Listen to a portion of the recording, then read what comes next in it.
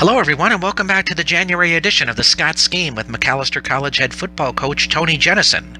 The Scots Scheme is a program that gives you, the fans, the opportunity to ask the Macalester coach questions about the Scots, football or sports in general, or just seek Coach Jennison's wisdom about life events that may be going on. In this month's edition, the coach talks to us about the exciting run of St. Thomas to the national title game. He gives us some team updates related to recruiting and injuries, and the coach tells us if Rob could actually catch a pass against him. This and much more. So let's get right to the Scots Scheme. Well, let us welcome back Coach Jennison for our January Scots Scheme. Coach, let's first of all begin with team updates you have for us. Thanks, Rob. Appreciate you being here. It's good to see you again. Team updates. It's pretty quiet right now here in terms of Macalester football. We are on break, and so our players took finals in the middle of December. They've been off school now for 2 or 3 weeks and are coming back in a couple weeks from now. So it's pretty quiet around here. Our team members are in all parts of the country. Some are around here as well. And we did have a couple of surgeries recently. We had one today, and that surgery went well. Liam Peebles had minor surgery had some medical problems right towards the end of the season, which caused him to miss our last game, and was a pretty serious situation. And he just finished everything up today, which made my day hearing from him. And Ben Haltmeyer, one of our kickers, hurt his knee, and he had ACL surgery right before the holidays, and he was telling me that his PT is going well, and he's already on a bike, and he's got pretty good range of motion. So that's all good to hear. So right now, again, it's pretty quiet around campus. Our players should be doing off-season workouts on their own, and when we get back to school on January 21st, I believe it is, then we'll resume our off-season workouts. Now, you talked in previous shows as well about guys that had surgery after the season was over. Are any of those situations that are going to limit or reduce a guy's ability to play for you next season? I don't believe so. I believe that there is still plenty of time for them to recover and get up to 100% before the season starts. So I don't believe there's any of those situations right now. I really rely on our training staff for that. Honestly, I'm not one. I always joke and say that I've got 4 hungry mouths to feed at home, and I don't need a lawsuit on my hands because I'm making medical decisions. That's why we have the training staff, and Paula Navig has my full trust. She does a really good job, and her and Steve Murray, who is our head strength and conditioning coordinator, communicate a lot during the off season about workouts and injuries and who can do what and what programs need to be modified for certain athletes. So we have good people in place. My thought is to not get in their way. How is recruiting going for you? It's going well. We are right in the middle of it right now. We have finalized our early decision 1 pool. We know who got admitted to that, and we're expecting to add, I'd have to count it up for sure, I believe it's 8 young men to our program for next year. And we're still waiting for them to send their deposits in. Some of them have, and we've got a few that still need to do so, but they've got another couple weeks. And our early decision 2 deadline just passed, and we have another 7 or 8 applicants for that. So we're about, in numbers-wise, we're about on par with what we were the last couple of years. And our application deadline is coming soon for regular decisions. So we're knee-deep in recruiting right now. It's taking up most of our time, and we actually had a staff meeting this morning regarding recruiting and all the different decision periods and what we need to do here in the next the remainder of this week to make sure we're on the right path. I was kind of curious because you see this in Division 1 all the time. Is there a national signing day to Division 3 as well? Or? No, there's not. Although there is some changing legislation with Division 3 where they're going to allow people to sign. So, I don't know the ins and outs of it. There's like some celebratory letter that they'll have because of Division 1 and the big signing parades and parties that they have.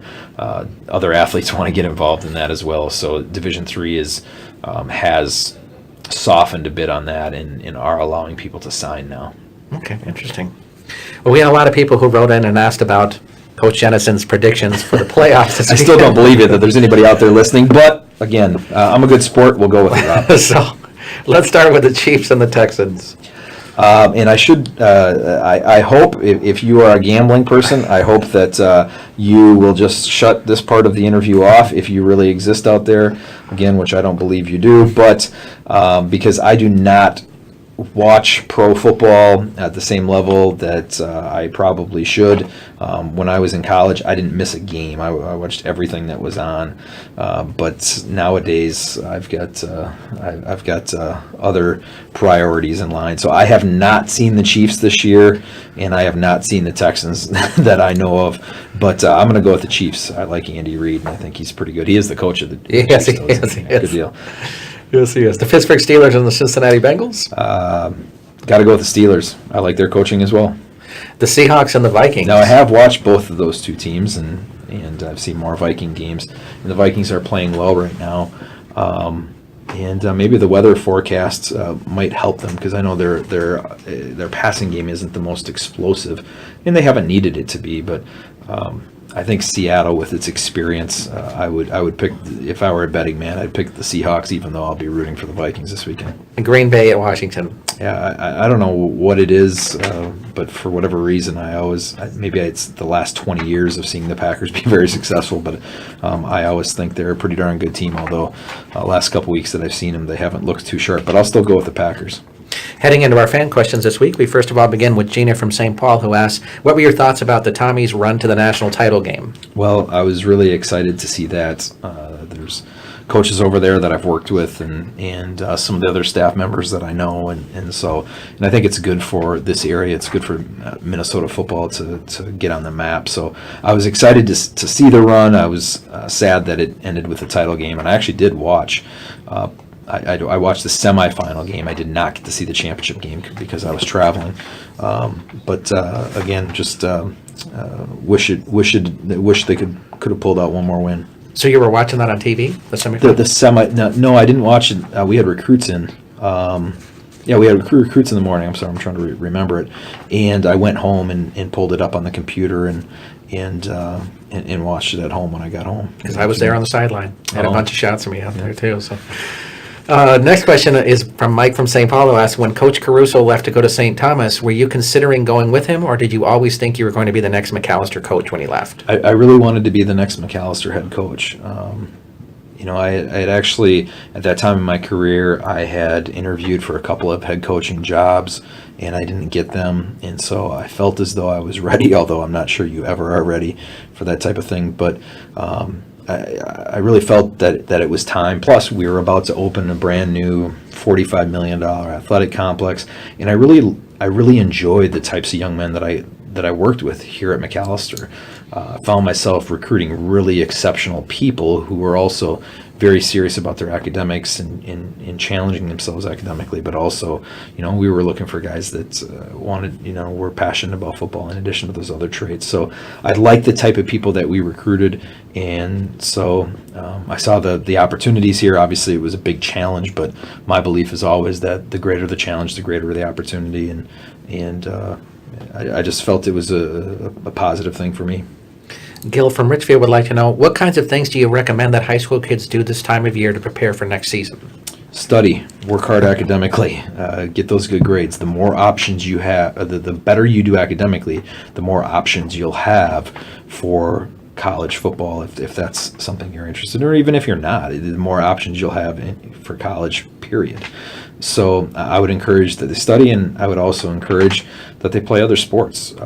I believe in the value of cross-training, staying competitive, but working different muscle groups and being with your friends and just competing in other sports, I think is very good. And if you're not in if you're not in other sports, then I would challenge yourself in other ways. Get involved in some capacity. Be in the weight room, do workouts, join the drama club, whatever. I don't think it's any good for anybody to sit at home and just be alone all the time. I really believe in the value of relationships and connecting with people. So I would say get involved and get to know people and challenge yourself. Do you see that it's a great benefit to collaborate with your teammates on an off-season workouts kind of thing? Absolutely. I think a lot of camaraderie is built in the off-season with the commitment to the off-season conditioning program. And I know that certainly here for the Fighting Scots, that's something that's been a very it's something from the players that the players are very aware of, and they've been talking a lot about is the commitment, making sure that everyone is there doing the workouts and building that camaraderie and trust together during the off season. So yes, I think that's a big thing. Trent from Mankato has kind of a lengthy question. So, as a coach, is it hard to be able to properly ascertain how long a player needs to rehab from an injury, especially considering how sports medicine has become so much more sophisticated? I think of how a person used to need at least 18 months to rehab from an ACL surgery. Now they are back in 9. How do you determine what a player needs to be ready while not allowing them to be back too early? I don't do any of that determining. Again, I mentioned it before.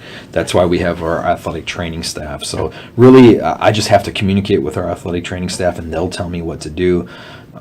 Beyond that, to hopefully try to answer this question by Trent, I would say, as a coach, you just try to be reasonable. If a player doesn't look healthy and you're asking them to be on the field and they're still limping around, or they're tentative, or something's not right, it's not the right thing. They're because everybody's different. Some people will heal and be ready 1 week after an injury, where it might take a similar person, it might take someone else at the same position maybe 2 weeks to get healthy, or 3 weeks. So everyone's different. So I think as a coach, you just try to be reasonable. You try to trust your judgment. If you're watching someone and something doesn't look right, well, let's get them out so they don't have further injuries. So I don't think it's hard to ascertain how long they should come back. I think you just need to be reasonable and then trust the training staff, which we do. Owen from Madison would like to know, what do you do when a player shows interest in wanting to play for Macalester, but you know that academically they would never fit into the school? Well, I used to take time individually because nowadays people email. It's very rare that I get phone calls, so I don't typically have to do this face-to-face. But it's typically over email, and in the old days I used to email everyone back with a message basically saying it looks as though your averages are on the low, your test scores, your grades are on the low side of our averages, which may make admission challenging. The hard part is we never really know, because we're not admissions counselors, so it's really hard to know for sure if someone will be admitted or not. But we want to be upfront with people, telling them that. So the hard part now is that with the craze of these recruiting services, we have so many emails. It's not uncommon for me to maybe have 10 to 20, maybe 25 emails a day from different recruiting services. So I've gotten to the point where if their scores are on the very low side of our averages, I'm just going to delete the message, because I can't keep up with everything. So I'm probably not doing as good of a job as I should.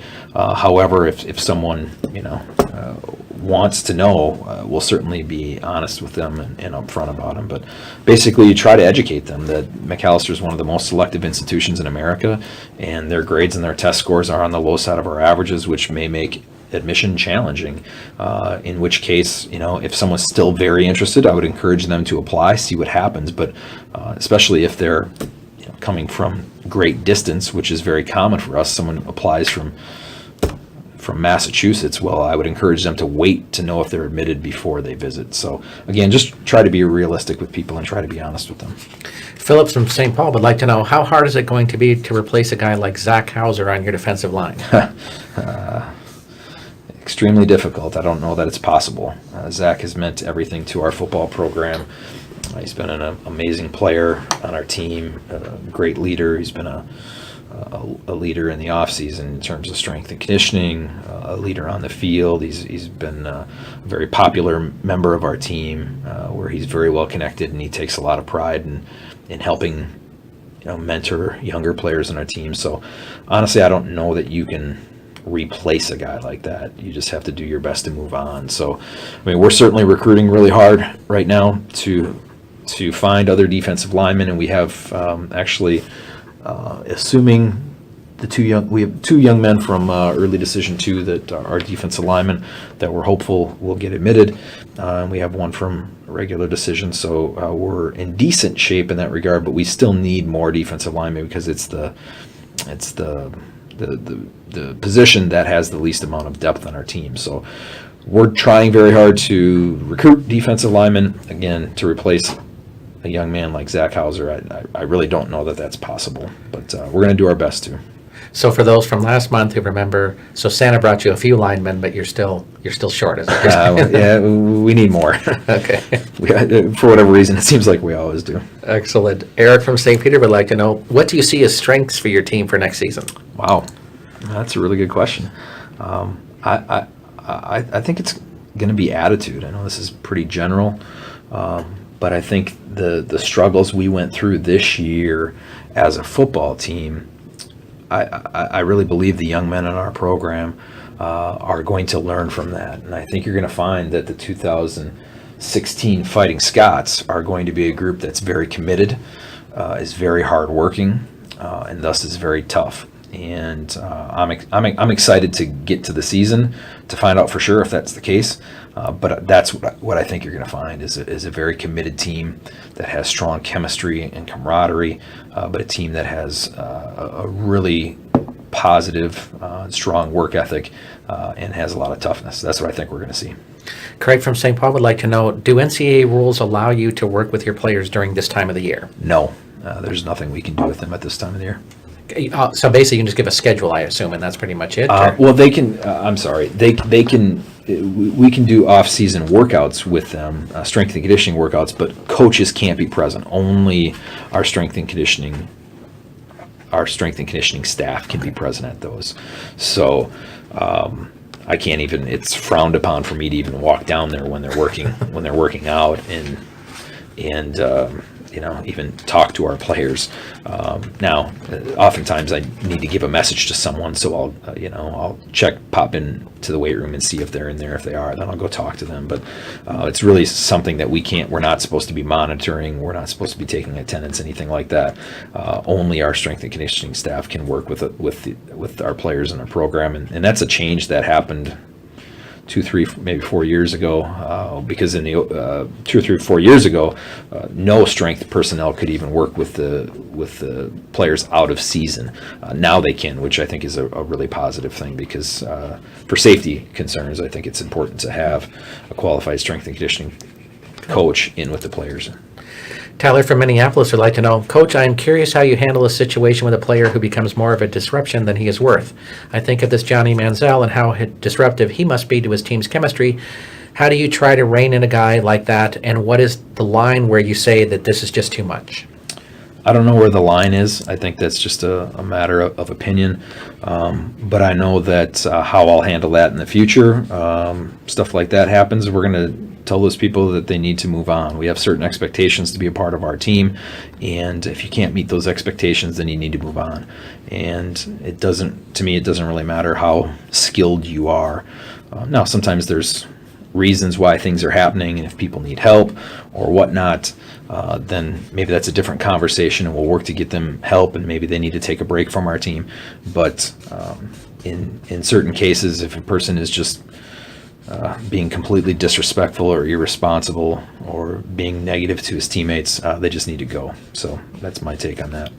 Our next question comes from Jeff from Anoka, who'd like to know, is it hard as a coach to watch football and just enjoy it? I would think you would always be watching it with an eye like a coach. That's interesting, because there's sometimes I feel that way. There's sometimes I feel just that even watching an NFL game, that I just don't watch it. Like I'm always trying to figure out, what are they doing here? What type of coverage are they running, and are they bringing pressure, and what personnel grouping is the offense using, and what plays are they running out of certain personnel groupings and different things like that. So sometimes it is, and sometimes I haven't quite figured out how to turn my brain off and just watch the ball, watch the quarterback hand the ball to the running back and go from there. So it's I wish I could do that, honestly. So if you have any tips on that, please let me know. Gene would like to know, you've talked about baseball with your primary love in high school. Would you want your own children to be more interested in baseball or football? Doesn't really matter to me, whatever they're more passionate about. I hope that they can find their passions, and I hope that those passions will influence the decisions they make, and whether that's baseball, football. I know my son's in basketball right now, and I think he's actually pretty decent at it. And he's mentioned before that basketball is his favorite sport. It's usually whatever sport is trending or whatever sport's in season, but it doesn't really matter to me. I enjoy watching them in all different sports. Andy from St. Paul would like to know who you think will win the national title game between Alabama and Clemson. Roll Tide. Oh, Roll Tide. Oh, look at that. He knew that one. Awesome. Amy from St. Paul would like to know, we need snow, Coach. Don't you agree? No, we have a little bit now. We had it for the holidays here, but no, I think we have enough. Sorry, Amy. Lauren from St. Paul asks if you and your family has Christmas traditions that you follow. We do. I don't know that they're anything unique or out of the ordinary. My wife and children, we tend to go to church on Christmas Eve. We come back and make a nice meal where we have a lot of different options, and then the children open presents for a little bit, and which is usually pretty chaotic, at least for the ages my kids are at now, and then it's usually getting together with my wife's family or my family on certain days beyond that. So we have traditions. I think they're pretty regular traditions. I don't know if there's anything unique. The only thing, we've got this pickle. I don't know. I think it's something that you can buy, and we hide the pickle on the Christmas tree, and whoever finds it first gets to open the first gift on Christmas Eve. So I don't know if that's unique or not. We didn't have that when I was a kid, but we do it now. Other than that, I really can't think. I'm out of Christmas mode now. I'm on to football. It's time to get back to work. Well, I see you have a few more Christmas questions to answer here. Oh. So, Miranda from Plymouth would like to know, what was the best Christmas present that you and Rob received this year? Well, we didn't receive anything together. Yeah, I know. I didn't get into that. Somebody left us out. The best Christmas present I got was a little time. Well, it was time with my family, but my wife and I actually spent a little time away together. We had a business trip to make down to Florida, and we were able to make a long weekend out of it. And we actually, I was really excited. That was great. We flew into Miami. I surprised her. We rented a convertible and drove down to Key West, which I've always wanted to make that drive. It was great. Again, it was had some things to do on Monday, so it was a really short weekend. But we were able to take a little time and be together. It was the first time since we've had children, so the first time in 11 years that we've gotten away together. So that was nice. That was not necessarily a Christmas present, but something that was, I would say, the best present. I assume it was like 80 degrees there too. It was actually, no, it was in the 70s, and they were complaining about how cold it was, because it was windy. But I was still wearing shorts and a t-shirt. It felt great to me. Absolutely. For myself, it was that my wife and I actually got time alone. Yeah. So that was the best thing I could ask for. Same thing here. Our next, Miranda had another question. She said, did you and Rob make New Year's resolutions for this year? This is, I tell you what, you're getting popular. I don't know why. We got to start the Rob Pannier No, terrible show. idea. No, I don't think so. I don't know, Rob, did you? My New Year's resolution was to embrace the Lord more fully this year. And I don't know if that's really a resolution. It was something that, out of a long fast that I had, that I felt called to do. So that's the thing. And for me, I always make goals for every year. I just held them up to Rob so he could see them. But I have, I don't know, anywhere between 5 to 10 goals that I want to accomplish throughout the year, and my goals are very specific, meaning I will do this or I will do that. It's not a question of what it is, so it's very specific, and it's something that I try to look at throughout the course of the year. I try to look at it daily. I'm not always great at that. The years I do well with my goals are the times when I'm looking at my goals more consistently, resolutions, whatever you want to call them. I have had the problem that when I get to the football season, I that's usually when some of those goals stop.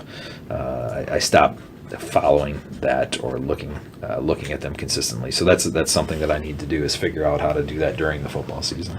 As a combined goal for resolution, we both desired to eat KFC together. That's right. So, That's right. our next question comes from my daughter, who is trying to be clever this year. Wow. So, Coach, if you were covering Rob, do you think he could catch a pass against you? No way. No how. Shutting him down.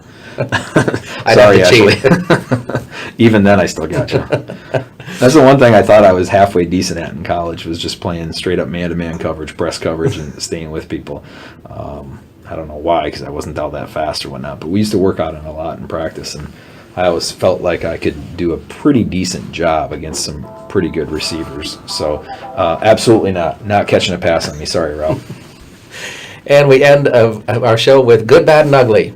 So what's good? The good is that we had a great holiday season, was able to take a little time, and I think take a little time with my children and my wife, and see some other family members. That was the best part about it. In the bad, that's a good thing, right? Yeah. We're saying the bad, like the street bad. Bad is that it's bad that we're back to work. I'm excited to get working again. I enjoyed my time off, and it was needed, and it was great. But it's nice to see our staff back and communicating again on a consistent basis, face to face, and working towards a successful 2016. And the ugly? The ugly is that we got some weather coming, and that's going to be pretty cold from what I understand. I'm not looking forward to that. So we'll have to wrap up pretty warm here. But I hope that works. Well, thanks for joining us this week, Coach. Appreciate your time, Rob. We want to thank Coach Jennison for joining us on the Scots Game this month. If you have your own questions you'd like to ask the Macalester coach, please send them to us at TonyJennison@minorleaguesportsupport.com. That's Tony Jennison at minorleaguesportsupport.com. Just as a reminder, the show will be recorded just once a month during the off-season, which is the first Thursday of every month. So we ask that you have your questions in to us by the Wednesday prior to that, so the coach has a little time to review them before the show. I want to thank you for joining us this month. I'm Rob Pannier, the managing editor of the Minor League Sports Report, and we'll look for you next month on the Scots Scheme.